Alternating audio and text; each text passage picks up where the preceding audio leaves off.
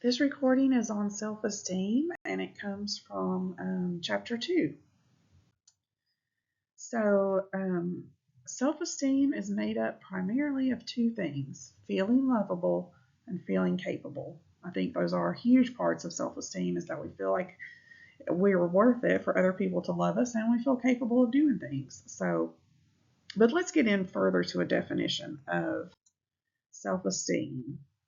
Having self confidence and self esteem means that you like yourself. You see the good things about yourself.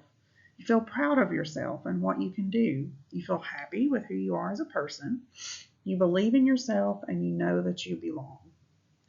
So I think that's a pretty detailed, good way to define what self esteem is. So, what happens when our self esteem is threatened? We are driven to maintain our self esteem for obvious reasons. We obviously want to have high self esteem. However, what happens when that self esteem is threatened? People with high self esteem usually react to a self esteem threat by compensating for it. In other words, they might blame someone else, or they might just say, I'll try harder next time. These reactions help them preserve their positive feelings about themselves. Someone with low self esteem, however, they're more likely to blame themselves or just give up. So let's look a little bit further at low self esteem. People in low in self esteem are more vulnerable to anxiety, loneliness, depression, drug abuse, eating disorders, and intentional self harm, such as cutting. Feeling bad about yourself leads to bad things, or those bad things lead to feeling bad about yourself. So if you look at the little diagram on the right, it kind of repeats what we've already said, but low self-esteem, what's it like? Not thinking much of yourself, criticizing yourself, blaming yourself, focusing on your weaknesses as opposed to your strengths, feeling unable to assert yourself, apologizing a whole lot, avoiding challenges or trying to be perfect, feeling very self-conscious, eager to please others, and feeling like you don't deserve treats. So those are just some aspects of low self-esteem. So obviously it's not good for you. So we need to work to increase our self-esteem. Low self-esteem might also affect job performance and social relationships. So let's look at the idea of narcissism versus self-esteem. I think narcissism is probably a term we've all used and heard, but there is a difference between a sense of confidence and narcissism. A strong sense of confidence has confidence without entitlement, cares about needs of others, collaborates with others, a realistic self perception, the way they look at themselves, they appreciate praise, handle criticism well, happy when others succeed, respect other people, and have healthy relationships and take responsibility for their actions. However, someone who is narcissistic is quite the opposite. They have entitlement without confidence. They are not empathetic. They exploit others, a grandiose appraisal of themselves. They need constant admiration, and they actually have a fragile self esteem. They're very envious when others succeed. They look down on other people. They don't have healthy relationships, and they don't take accountability for any failures or mistakes. So, big difference between just being a confident person and being narcissistic. So, we've looked at narcissism versus self esteem. Let's look at self efficacy versus self esteem.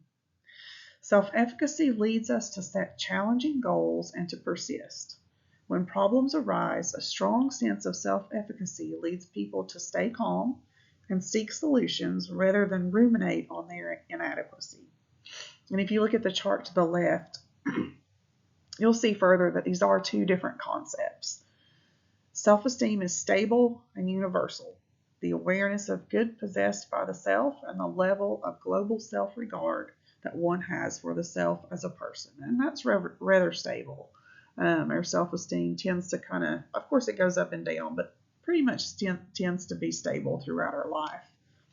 However, self efficacy is very transient and specific, defined as the self-assessment of the ability to master a task or achieve mastery over a specific situation or set of circumstances. So there's some circumstances and situations where we feel like we're very capable. of mastering that task in that situation. Other situations we don't feel so capable. So that's not really a stable trait. It kind of goes up and down depending on the situation. So earlier we talked about the downside of having low self-esteem. So how do we improve our self-esteem? Get to know yourself. For example, what makes you happy and what do you value in life? You might find it helpful to write this in a journal. Try to challenge unkind thoughts about yourself. You might automatically tend to put yourself down. If you find yourself doing this, it can help to ask, would I talk to a friend in this way? Would I be as judgmental of them as I am of myself? Probably not. We're harder on ourselves than we are on other people usually. Simply say positive things to yourself. Some people like to do this in front of a mirror. It can feel strange at first, but you may feel comfortable the more you do it to say good things to yourself. Practice saying no. Being assertive can be difficult if you're not used to doing it, but agreeing to too many things to please others can be really draining. It could help to pause, take a breath, and think about how you feel before agreeing to do something you don't want to. Try to avoid comparing yourself to others.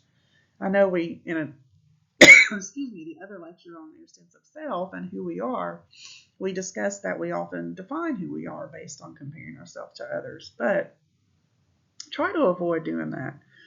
For example, it might help to limit how much time you spend on social media because what other people often choose to share about their lives isn't always the full picture. Simply do something nice for yourself. For example, making your favorite meal or playing a game you enjoy. Finally, remind yourself that the self doubting voice in your head is not your truth. You are amazing in so many ways, deserving of so much love and happiness. And I'll leave you on that thought. Hopefully, you'll take that in and feel that.